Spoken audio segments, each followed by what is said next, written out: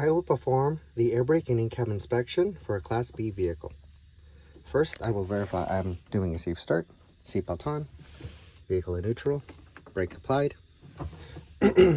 My first test is the air governor cutoff check. I will be using my primary air gauge. My governor should cut off at no less than 120 psi and no more than 140 psi. I will know the cutoff happened when my needle stops rising.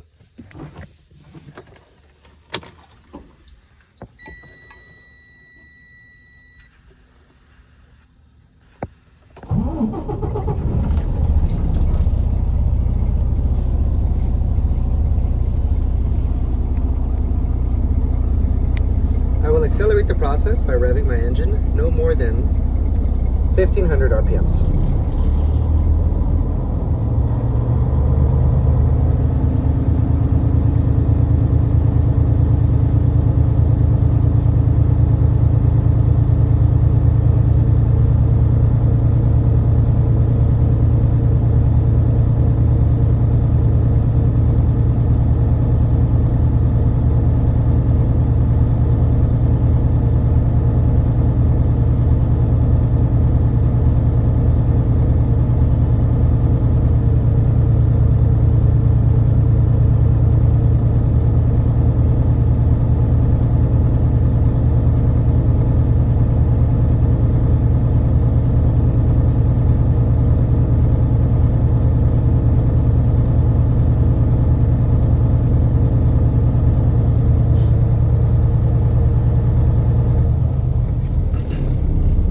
My cutoff has happened, my needle stopped rising, and I am at 130 psi, which is a good test because that means that my cutoff happened no less than 120 and no more than 140 psi.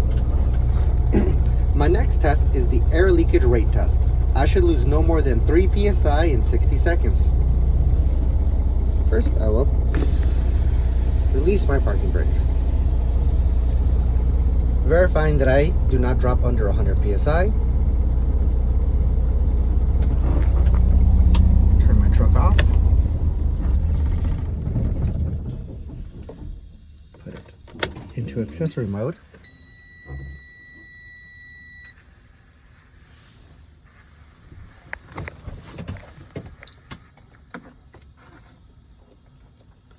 apply my service brake,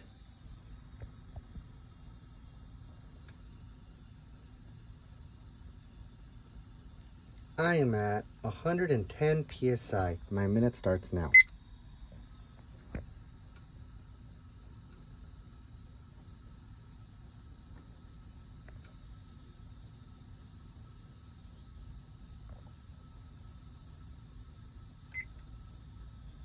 My minute has concluded. I am still at 110 psi, which is a good test because I lost no more than 3 psi in 60 seconds. I can now let go of my brake. My next test is the low air warning test. My light and buzzer should come on at no less than 55 psi. I will now fan my brake.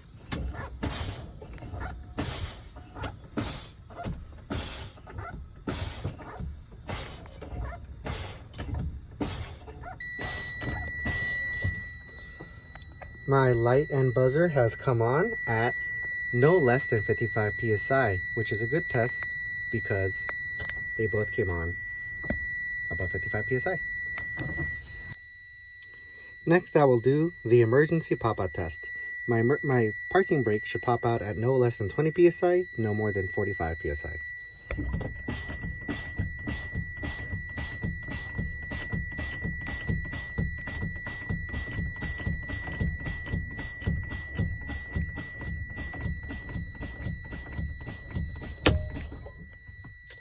This is a good test because my parking brake popped out at no less than 20 psi, no more than 45 psi. Next, I will be doing the tug test or the brake check test, where I'll be checking my parking brake.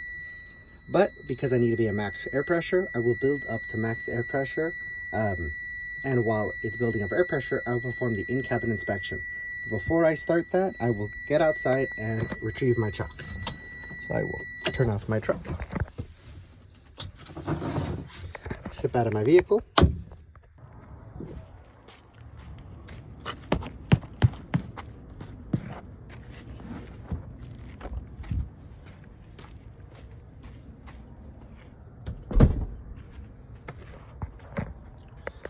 chalk in there. Back of my cabin, seatbelt back on. I will now perform the in-cabin inspection. My ABS light and depth gauge both turn on and off, which indicate they're working properly, and I have enough depth for the trip.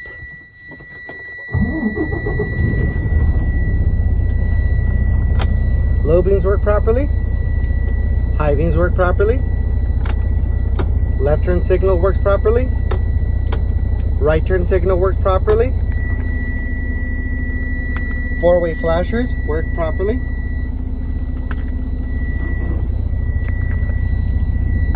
I have my fire extinguisher properly mounted, fully charged, up to date, and pin attached. I have my 3 reflective triangles secured in their toolbox, not cracked, bent, or broken, or missing. I have at least 6 extra fuses in my glove box. Underneath is my circuit box, which is where I will switch out fuses when needed. Next, I have my windshield, which is not cracked or broken. It is clean and clear with no illegal stickers obstructing my view. I have the rubber seal all the way around, which is not ripped or torn and not leaking. I have my traffic monitoring devices, my side mirrors, and my hood mirrors, which are not cracked or broken, clean and clear with no illegal stickers obstructing my view. And they're all adjusted to me, the driver. Next, I have my windshield wiper blades. They're not cracked or broken, properly mounted and working properly. Next, I have my fluid, my windshield washer fluid. It is properly working. I have my heater working properly. Defroster, which is working properly.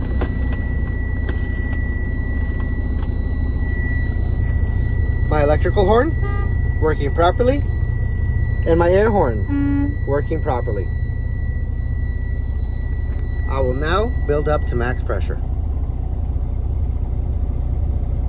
to perform my parking test, brake test.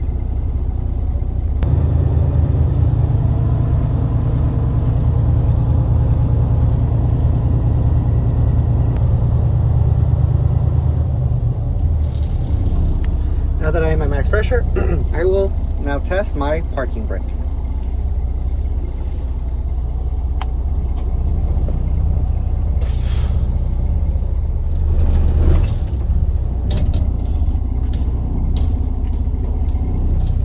This is a good test because my parking brake held. Next, I will test my service brake. I will drive 5 feet forward with my hands off the steering wheel, and my steering wheel should not shift left or right, and my service brake should stop my vehicle.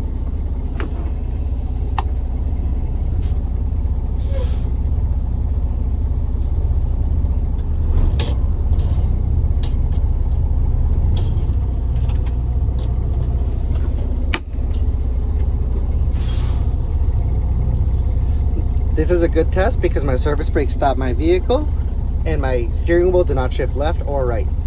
With this completes my air brake and in-cab inspection.